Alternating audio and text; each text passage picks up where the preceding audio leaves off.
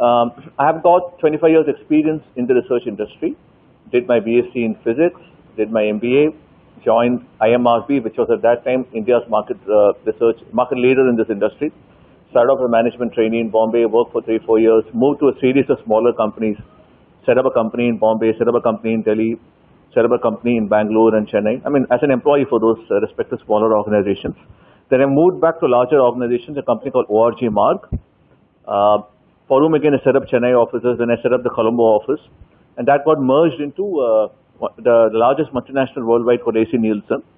So I headed South India and Sri Lanka for AC Nielsen. And then at some point what happens in a multinational company is if you want to grow, you must be mobile across locations, across countries. And due to family reasons, I needed to be back in Chennai. India had Hajar managers.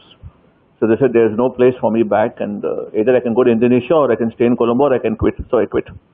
And then I worked part-time for a couple of years for my former ORG Mark boss, who had been given the same alternative when he wanted to move somewhere. So I worked as a consultant for a company called Hansa Research, which is part of the RK Swamy Advertising Group. And then a friend of mine advised me, and I stupidly took the advice. He said, why don't you make money for yourself instead of for somebody else? So I started my own company called K-Base. I am a market researcher.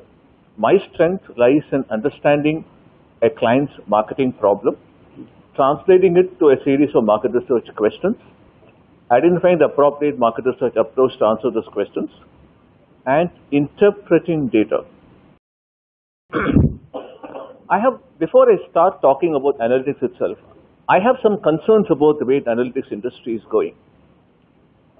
It seems to be that anybody who starts an analytics firm gets amazing funding. So a friend of mine who knows funding organizations, he called me about a couple of weeks ago. He said, set up an analytics firm. I will get you 10 crores funding. And you can take a salary of 60, 70 lakhs for yourself. And whatever, bring it up to a certain point and sell it and exit and so on and so forth. Now, I don't understand that game. I honestly don't understand that game. But that's very similar to what is happening in the e-com retail business. Anybody who starts any e-com business gets fantastic funding. They pay tremendous salaries to people.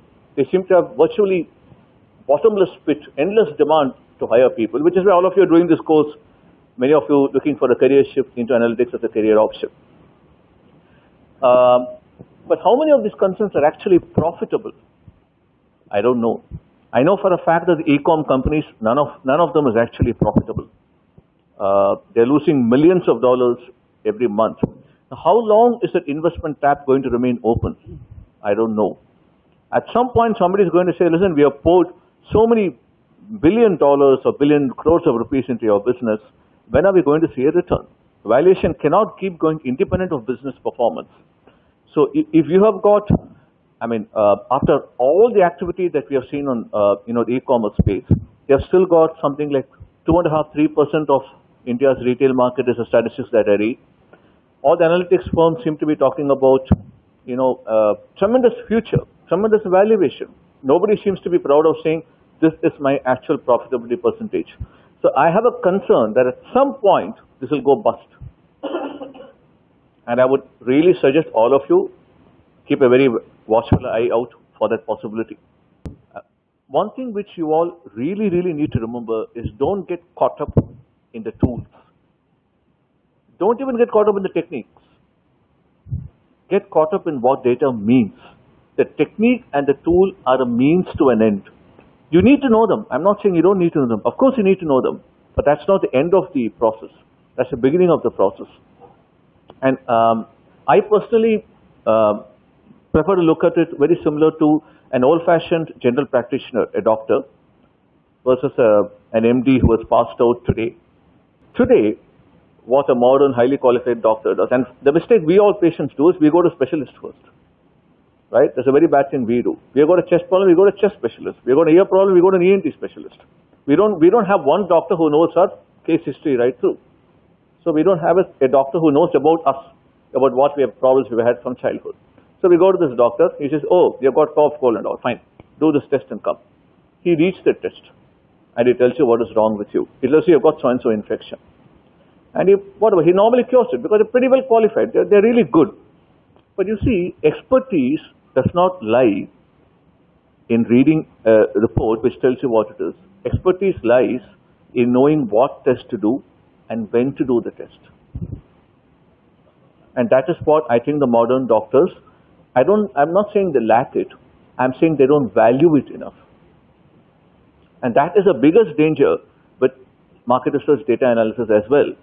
Now, if you know a company, if you know the business, right, you also know what analysis to do. You also know what the data could possibly mean, right? And I'll give you an example from my own work experience.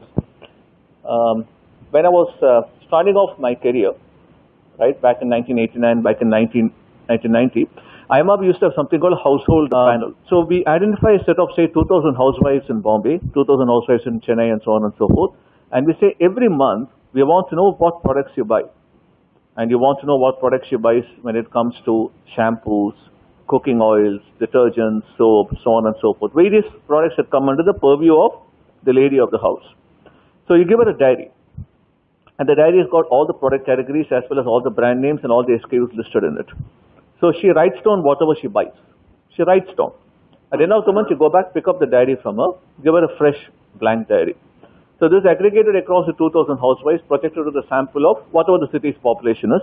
And that's how you get market share data in our country. This is one method. There's also something called retail audit. But you get market share data from these kind of tools. Now, so early in my career, there was this household panel.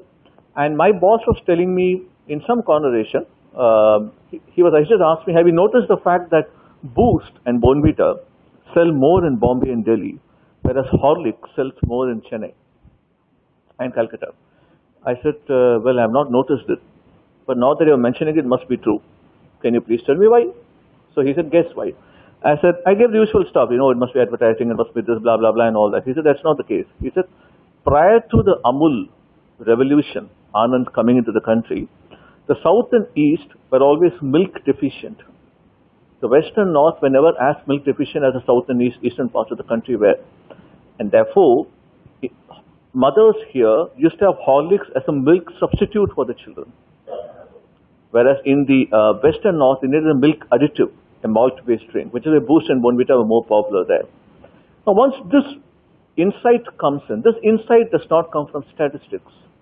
It comes from domain knowledge. Right? The numbers by themselves will never tell you this. And that is what I want to stress, saying the analytics, the analysis person needs to have a very good hang of. Otherwise, you're just playing with numbers. Numbers are important, but they're only a means to an end. So some years later, about 8 years later, when I was working in Bangalore, Britannia called us in and they said, Milk Bikis seems to be losing market share, seems to be actually dropping in sales. Can you figure out why? So they said, we want to try new packaging, we want to change our advertising, we want to change the product variant, introduce some excitement into the brand, so on and so forth. I said, probably the reason does not lie anywhere here. Probably the reason lies in the fact that the whole milk sufficiency bit has gone away. All over the south today, milk is plentifully available. So mothers probably no longer buy Milk Bikis. They buy other biscuits for the children which taste good because the milk factor is already taken care of. So based on this input, which did not require any market research at all, did not require any data at all, they started launching a variants which had got, Milk Bikis with some other component just to add more excitement. They did not assume that there's something wrong with the product. They just assume that they need to reinvent the product for a changing requirement. All I'm trying to stress from this example is that data goes only so far. Domain knowledge is equally important. Academic elegance with business relevance. So how relevant it is. So what I believe there could be very real potential in the Indian domestic market, smaller data sets, very, very focused question answer approach in terms of what we want to analyze, very simple summarizations, visualization of data, very simple statistical analysis. I'll give you a couple of examples, and very simple tools.